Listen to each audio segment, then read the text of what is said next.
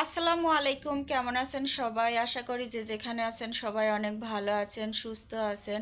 আপনাদের দোয়া ও ভালোবাসায় আমার পরিবারের সবাই ভালো আছে, আমিও ভালো আছি। তো আজকে একটা নিউজ পেয়েছি, তো শ্বশুর বাড়ির থেকে, মানে পাবনা থেকে আর কি। আপনারা সবাই জানেন যে আমার শ্বশুরবাড়ি পাবনা।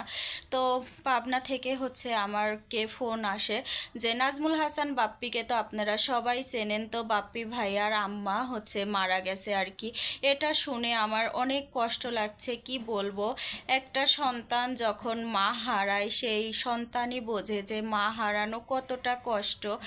আর নাজমুল হাসান বাপ্পি ভাইয়া অনেক ভালো মনের একটা মানুষ, তার আম্মাও কিন্তু অনেক ভালো মনের একটা মানুষ। নাজমুল হাসান বাপ্পির ভাইয়ার মাকে তো সবাই তার ভিডিওতে কম বেশি দেখছেন।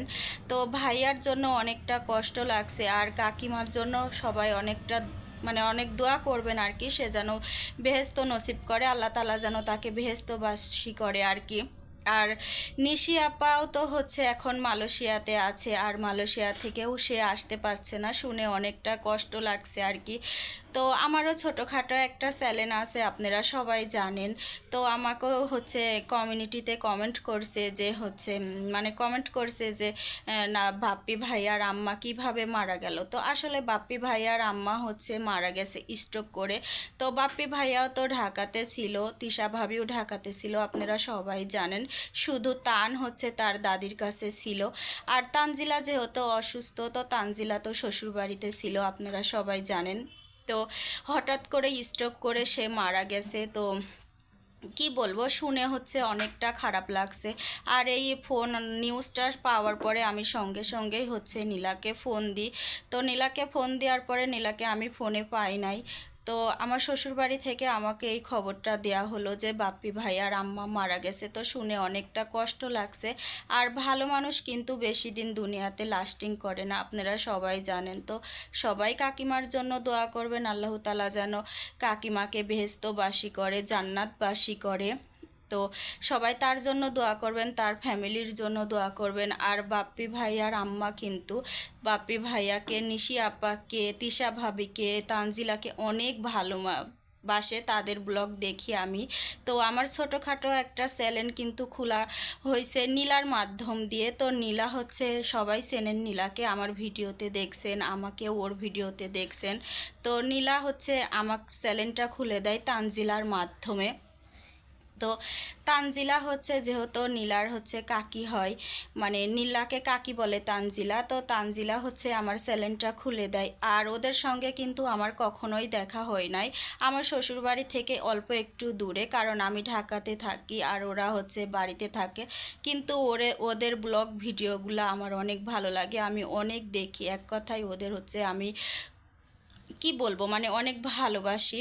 তো যাই হোক, কাকিমার জন্য অনেকটা কষ্ট লাগছে। আর একটা মেয়ে যখন মা হারায় সেই মেয়েটাই বোঝে যে আসলে মা হারানোটা কতটা কষ্ট। তো নিশি আপা হচ্ছে মা হারাইছে কিছুদিন আগে, সে বাবা হারাইছিল। তো যাই হোক, তো মা হারাইছে, এখন নিশি আপা বুঝতে পারছে যে আসলে কতটা কষ্ট। আর তারা তো একটা ভাই আর একটাই বোন, বাপ্পি ভাইয়ারও বড় কোনো একটা ভাই নাই। তো সেই মানুষটাই বুঝতেছে যে মা থাকা, বাবা থাকা একটা বটগাছের ছায়ার মতো। তো সেই বটগাছের ছায়াটা হারিয়ে গেল। আসলে এই কথাটা বলতেও আমার অনেকটা কষ্ট হচ্ছে, কারণ আপন মানুষ হারাইছি। তো এই জন্যই আর কি আপন মানুষ হারানোটার কষ্ট বুঝি। তো আমার জীবন কাহিনীটাও আপনাদের সঙ্গে একসময় শেয়ার করব। আর আসলে কিন্তু আমার ইউটিউবে আসার মেন উদ্দেশ্যই কিন্তু নীলার মাধ্যমে। আর তানজিলা আমাকে চ্যানেলটা খুলে দিছে। তো তানজিলাকেও হচ্ছে কি বলবো, তানজিলাও অনেক ভালো মনের একটা মানুষ, অনেক ভালো। তো তানজিলার সঙ্গে আমার কথা হয়েছে এর আগে, অনেক ভালো একটা মেয়ে। তো সবাই তানজিলার জন্য দোয়া করবেন, আর বাপ্পি ভাইয়ার ফ্যামিলির জন্য সবাই দোয়া করবেন। আর বাপ্পি ভাইয়ার মার জন্য বেশি করে দোয়া করবেন, আল্লাহ যেন তাকে বেহেস্ত নসিব করে, বেহেস্তবাসী করে। তো ভালো মানুষ আসলে বেশি দিন লাস্টিং করে না। তো যাই হোক, কি বলবো, অনেকটা কষ্ট হচ্ছে। তারপরেও হচ্ছে মানে বলছি। তো আমাকেও কমেন্ট করে বলা হচ্ছে যে আসলেই কি সত্যি বাপ্পি ভাইয়ার মা কি পড়েছিল নাকি হঠাৎ করেই মারা গেছে। তো আসলে বাপ্পি ভাইয়ার মা হচ্ছে হঠাৎ করেই স্ট্রোক করে মারা গেছে। তো যাই হোক, ভালো মানুষ, এই জন্যই আল্লাহ তাআলা তাকে বেশি তাড়াতাড়ি হচ্ছে তার কাছে নিয়ে গেছে। তো তার জন্য সবাই দোয়া করবেন, আর তাদের ফ্যামিলির জন্য সবাই দোয়া করবেন।